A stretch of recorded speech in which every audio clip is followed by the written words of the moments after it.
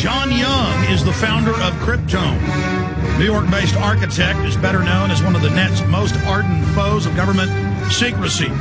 William Arkin, Washington Post columnist and NBC News military analyst, calls Cryptome the Google of national security. There are high-resolution satellite photos of the President Bush's Crawford Ranch, technical documents detailing how the National Security Agency spies on computer traffic, even the home addresses and telephone numbers of government officials, including former Director of National Intelligence John Negroponte. This is truly an amazing hodgepodge of information and fascinating background into a man whose single-minded focus is government security. Cryptome.org. Now, it's all over the Washington Post, AP, PC World, CNET News. Microsoft relents, Cryptome returns.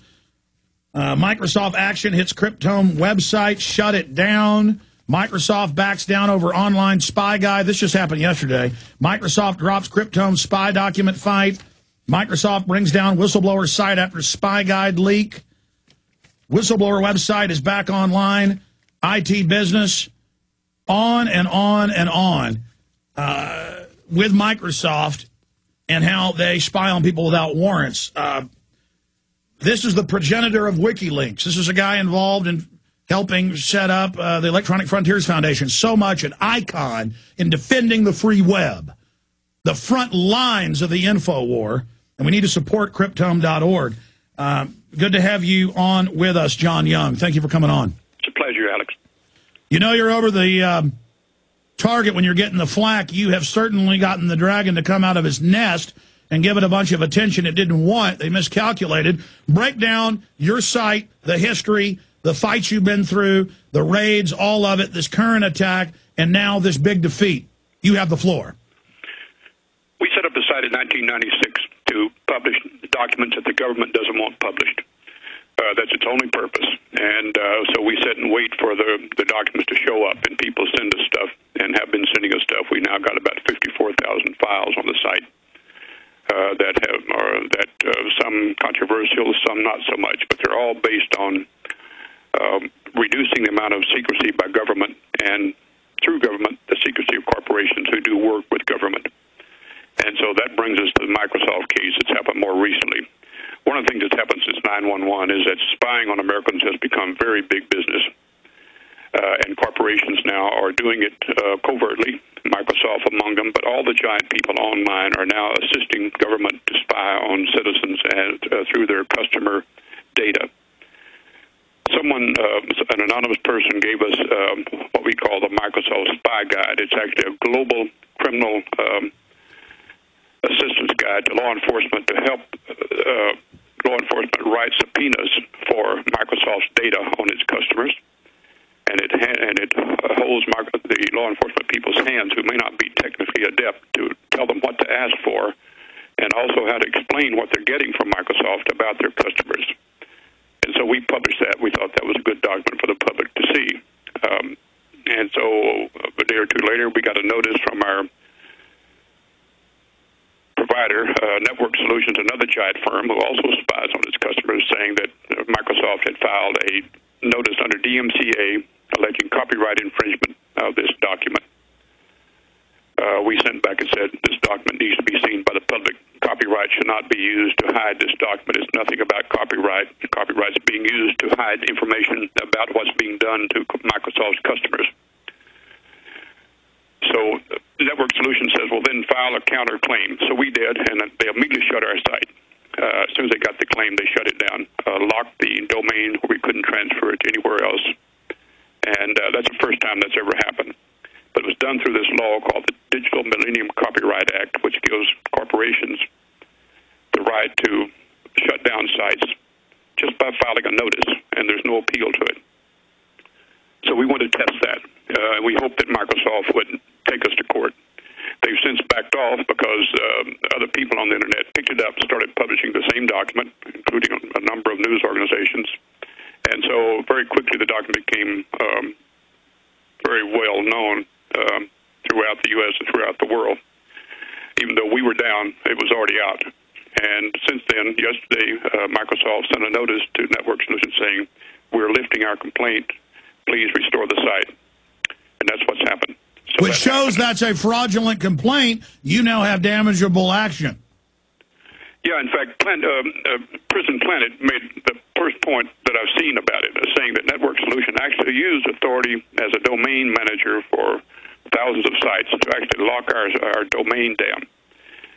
Typically, that role is separate from offering ISP service, and so they use two powers. One is they shut down our site, which is what any ISP can do, but they also then use their domain management power to lock the domain name, where I couldn't transfer it to another site I'd already set up in anticipation of this happening. Which is outside of that digital millennium law. Well, that's what's happened, is that corporations now are abusing this law because all they need to do is send an email to an ISP to get action. They don't need to go to court. They don't need expensive lawyers. They just do it, and it happens. That's the way the thing has been set up, but it's being abused now. They're actually claiming copyright over stuff that has no right to be copyrighted. So it's a sham now, and it needs to be changed. Well, let's expand on that. 4 or 5 months ago, the secret UN treaty on copyright came out. It's basically an expansion of this. That's what Italy's saying. You've got to have a license to post video. They want you to have a license to be a blogger. We've got Australia saying they want Chinese-style net censorship. Anyone complains, then your website's put on a list that's banned in Australia. We have Time Magazine, Newsweek, the New York Times calling for a kindler, gentler, gatekeeper internet. We have cybersecurity openly taking over the entire grid, the physical transfer lines of the web. I mean, they're definitely coming against the web right now. That's right. Very much so. It's a worldwide initiative. And one of the things that we find interesting is not just government, it is these commercial firms who also are working with government to control the Internet and shut down freedom of speech, shut down the more unruly side of the Internet. And well, that's Internet 2. That's what they've been saying for 7 years, Internet 2 meetings that are public. We have the transcripts, is that corporations in this New World Order, they're given the government power. That's right.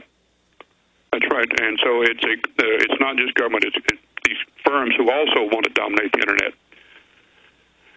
And so this guide that we published, we've now published about 36 of these, what we call spying guides. These are arrangements that these corporations have with ISPs to hand over data on customers without the customers knowing it's being done.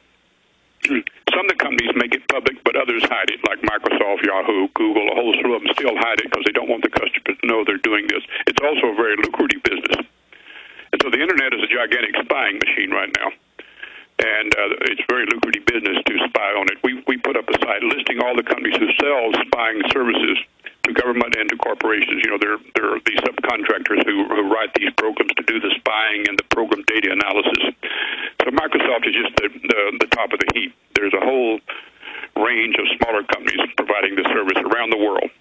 Well, I mean, Bill Gates 2 weeks ago said China's doing a great thing with its censorship, and he doesn't see a problem with it. Microsoft, according to my research, helped build the architecture of censorship for China. Absolutely. That's right.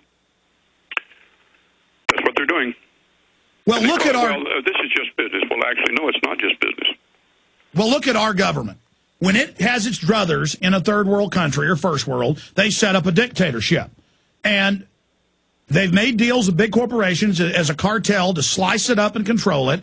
And then the revolving door in cybersecurity and homeland security, and the same in the other nations, rotates through these private corporations. The government gives them giant contracts to spy and steal data. I mean, it goes back to the 1996 Telecommunications Act, where they paid the phone companies to put in the spying rooms and all the facilities, and from my research, that's all the Cybersecurity Act is putting in the next wave of these snooping grids over the entire Internet. That's correct. So where do you go from here? Because we need to punish Microsoft. We need to point out the tyranny that's being engaged in here. Well, I'll just say is that I'm one of a number of people who are working on this. The Electronic Freedom Frontier Foundation is one of the people taking the lead on filing suit against these corporations. Whenever they attack an individual, they go to court and win most of their cases because these folks don't want to be challenged in court. They want to do this covertly without going to court. And so EFF is doing it, but a number of others are doing it as well. And you mentioned, I think, WikiLeaks, who's also publishing information that is being hidden from the public. Iceland is about to set up a regime, we hope, where finally come into its own, and people will be able to publish more through Iceland. They cannot publish even in freedom-loving America for this very reason, because right now the Internet is becoming a major manipulation device. People worldwide, and the companies that are running it, the government doesn't run the Internet. These companies do. And they're completely in bed with the government on this, and because it's a very lucrative business to have. Well, I mean, let's go back to 2002, a USA Today article. I think the headline was, "Scofflaws Get Caught Ordering Pizza." Guys, pull that up for me. And in it, it talks about how the big pizza companies, the big three, get 25% of fines and fees. And when you call to order a pizza, they know it's your real name and real address. And so they run it through a database of warrants. And instead of a pizza, you get a SWAT team. I don't think the public realizes how far along this is.